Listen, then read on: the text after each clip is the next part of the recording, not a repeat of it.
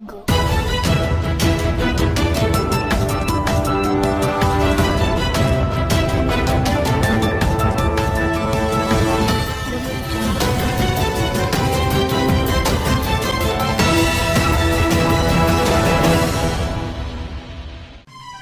कि हमने आपको कल बताया था, कैसे भारत इजराइल को ड्रोन असेंबल करके दे रहा है, साथ ही टेक्नोलॉजी ट्रांसफर के दम पर इजरायली ड्रोन का स्वदेशीकरण भी कर रहा है।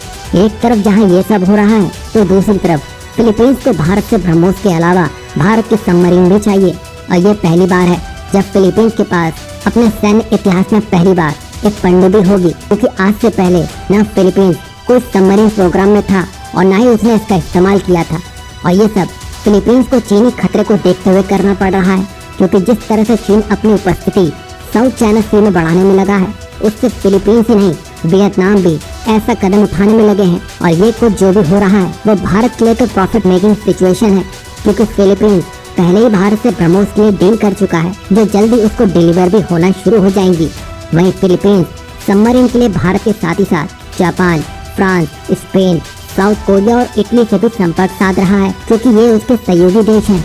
तो यहाँ भी कुछ तय नहीं है कि फिलीपींस किस देश के साथ जाएगा। तो यहाँ कुल मिलाकर भारत इन सभी देशों को बड़ी टक्कर देता नजर आएगा।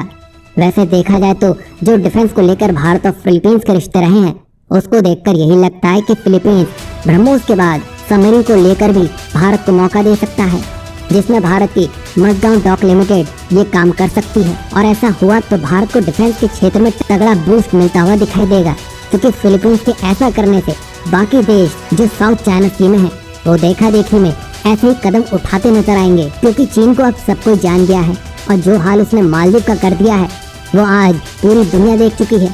जहाँ मोहम्मद मोइज़ी ने अपना पहला संसदीय भाषण देने पहुंचे थे, तो वहाँ पूरी संसद की कुर्सियां खाली थी और पूरे विपक्ष ने ही संसद का बहिष्कार कर दिया है। अब ऐसी हालत कहीं साउथ चाइना सी में ना बन जाए।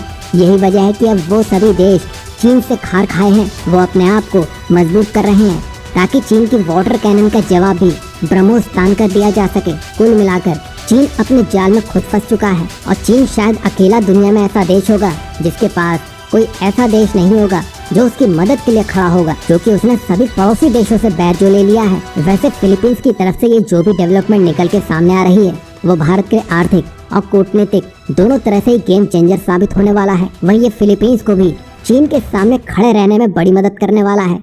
अब देखना ये है कि फिलीपींस किस देश को मौका देता है, क्या वो भारत होगा।